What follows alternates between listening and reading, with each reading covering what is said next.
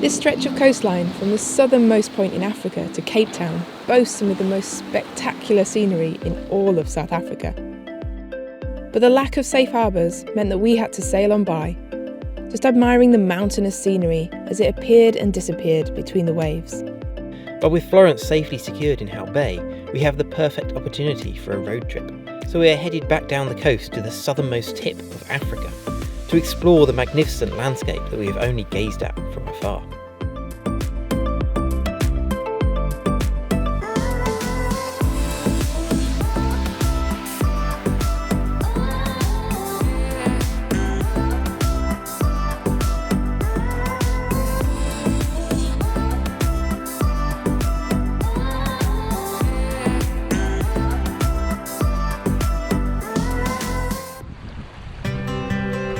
We are Matt and Amy. We left England in 2016 on a mission to sail around the world. Just the two of us on our 37-foot sailboat Florence. 5 years on, we have sailed over 35,000 miles across 3 oceans, exploring new countries and cultures along the way.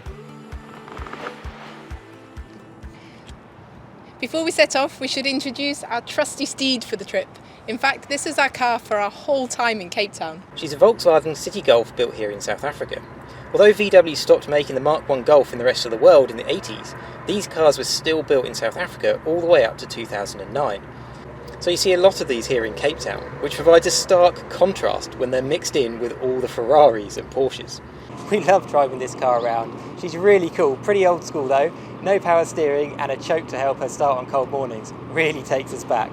We're really lucky that Sean and Michelle, who follow our videos, have lent us this car for our whole time in Cape Town, which is an amazing gift and has given us a huge amount of freedom.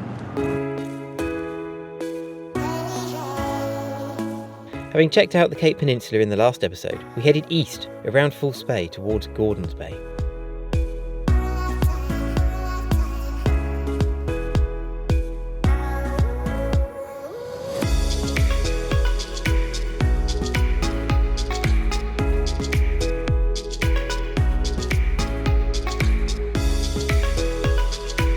We had applied for a permit to access the Steam Brass Nature Reserve, home to the shy Cape Mountain leopards and some secluded wild swimming spots, to reward a hot hike up the valley.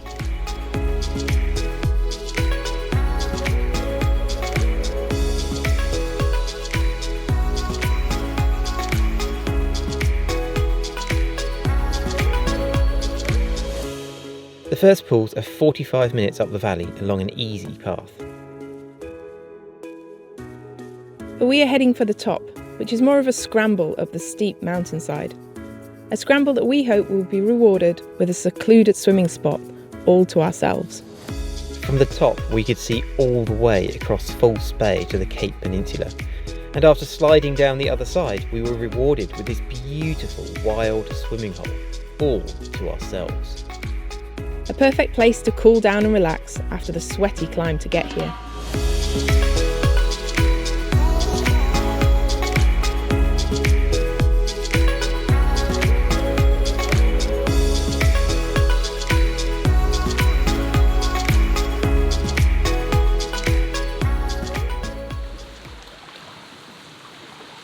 Oh, it's a bit chilly when you first jump in, but once you're in, beautiful temperature and the water is so clear. It's gorgeous. Oh, it's so nice to be swimming in fresh water. That's a real rarity for us. And it's definitely worth hiking up to the furthest pool from the car park because we've got the whole place to ourselves. It's just awesome.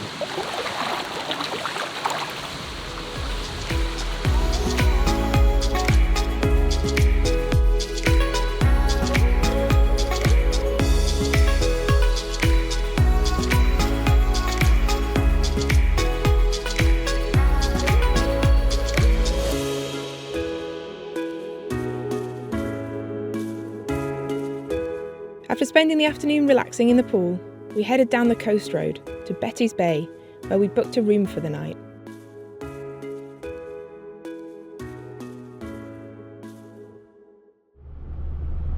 The scenery along this coast road is beautiful and worth coming just for the drive alone. Beautiful beach.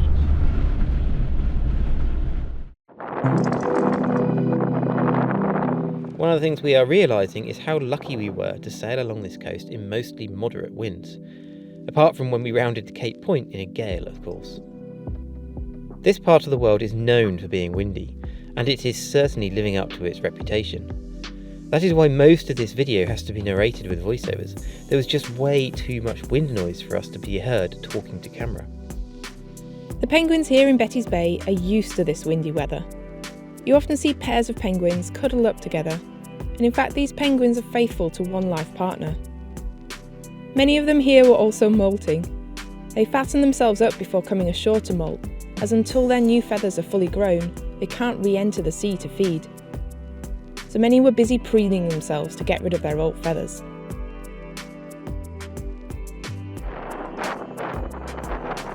We decided to turn inland in the hope of finding somewhere a little less windy and to experience one of South Africa's most famous exports.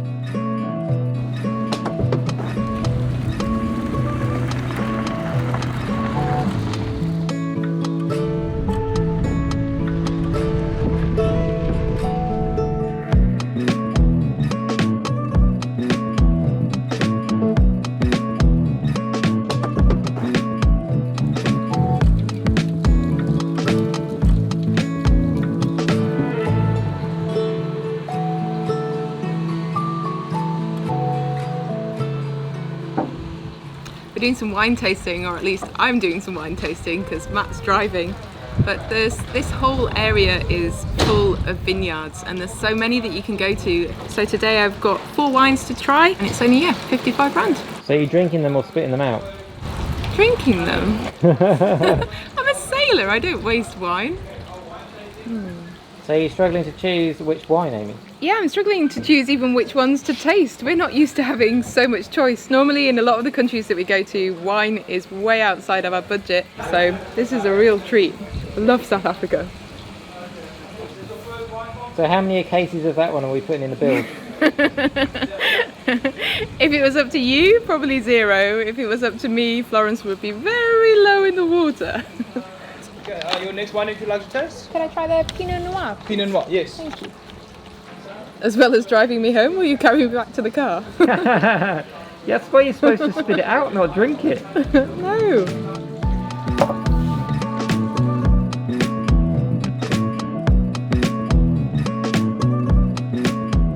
After enjoying being wined and dined South African style at the vineyard, we headed to Hermanus for a cheaper night's accommodation. And then it was time to visit the southernmost point of Africa, Cape Agulhas.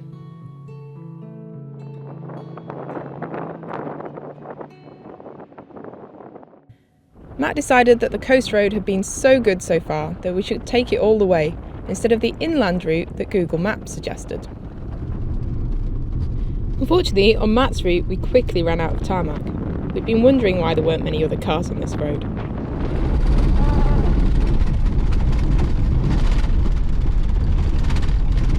Sorry, little car. This is Matt's fault. He took over navigating.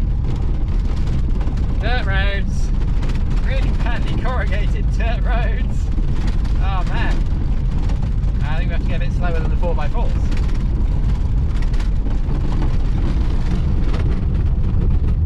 Oh, jeez.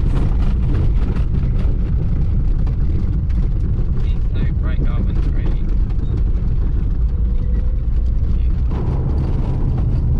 Apparently Matt knows better than Google Maps when it comes to navigating. I just thought it looked like an interesting way. It didn't say dirt roads.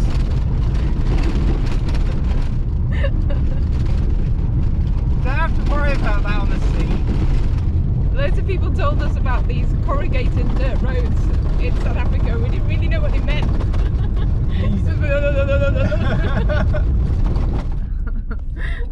And here's the road we should have been on. Oh, whatever. It was an adventure. It's not an adventure if you don't get kind of slightly lost. We weren't lost, we were just not where we're supposed to be. This is quite a lot easier though. This is a bit of a smoother ride.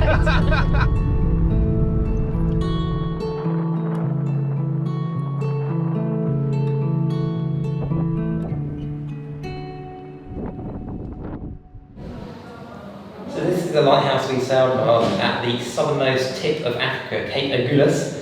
And And just south of here is where the Indian Ocean meets the Atlantic Ocean. So we thought we'd come and have a look from the landward side.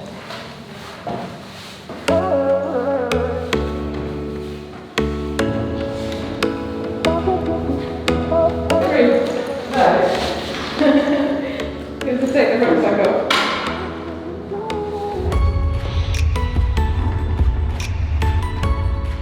The lighthouse was built in the 1800s by, I think, a British colonel at the time. Cost £15,000 back in the day, but it's still the functioning lighthouse today. It's not just a museum, this is still functioning. This is the lighthouse which guided us past this point as we sailed past, which is pretty cool, really. Had a few upgrades, I think. You ready? Yeah.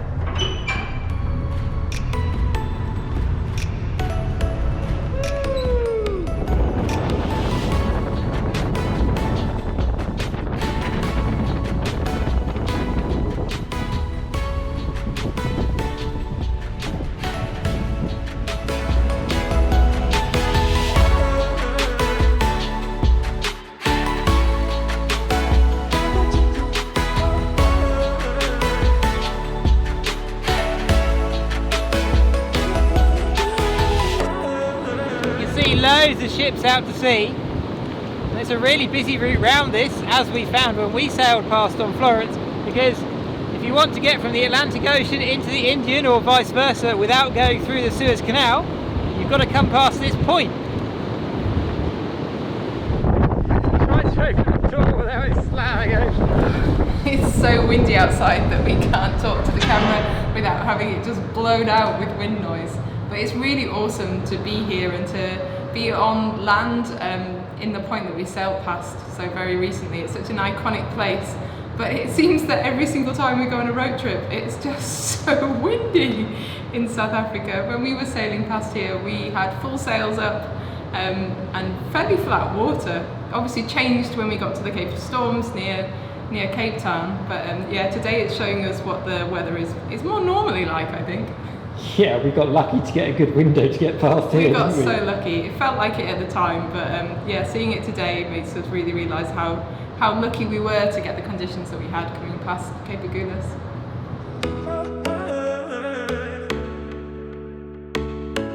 Just south of the lighthouse is the southernmost point of the African continent, a place we could not miss. This is where the Indian and Atlantic Oceans meet.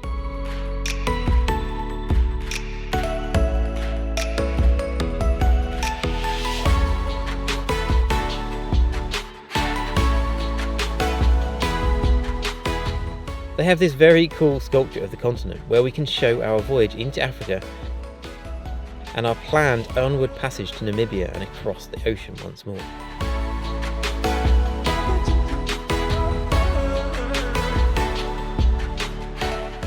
Despite the lighthouse, many ships have been wrecked on its coastline, often due to the windy weather, onshore currents, shallow reefs and the lack of safe harbours along this section of coast.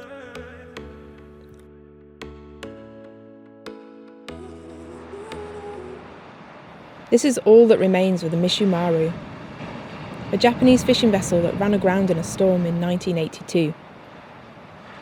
Luckily, the ship was the only casualty, as they were so close to the shore that all the crew were able to swim ashore safely.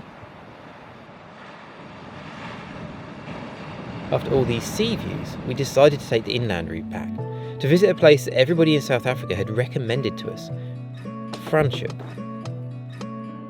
Thankfully, we managed to avoid any dirt roads this time. Just stunning backdrop. And we were soon winding our way up the mountain pass to Franschhoek.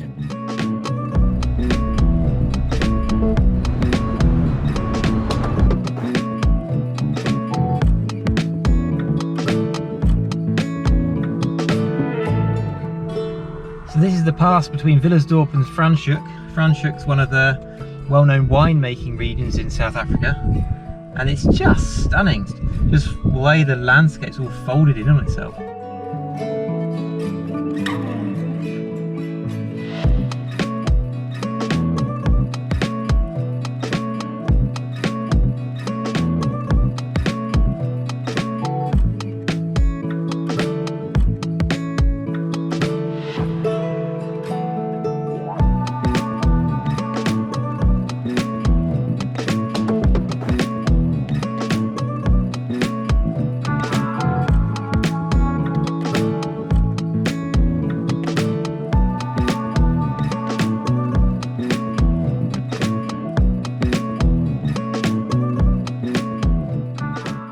top of the pass is Mont Rochelle Nature Reserve, which promises hikes to fantastic views of the Franschhoek Valley. After so long sat in the car, it was the perfect opportunity to stretch our legs.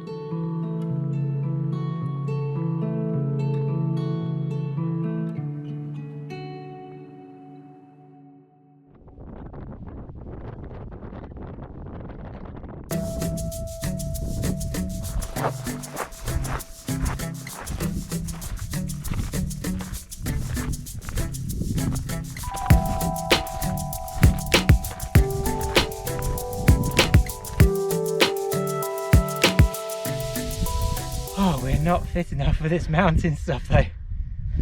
Too long at sea level, not using your legs. Gorgeous. My camera's shaking because I'm breathing so heavily.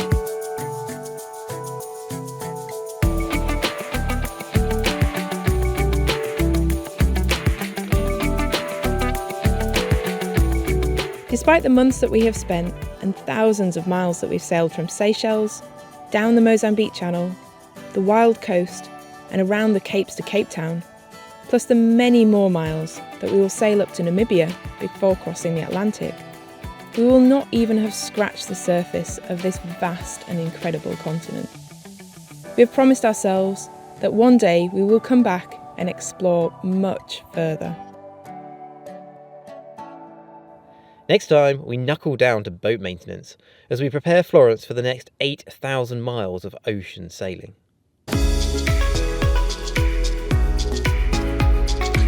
Don't forget to subscribe to catch the next episode. We release a video every 2 weeks.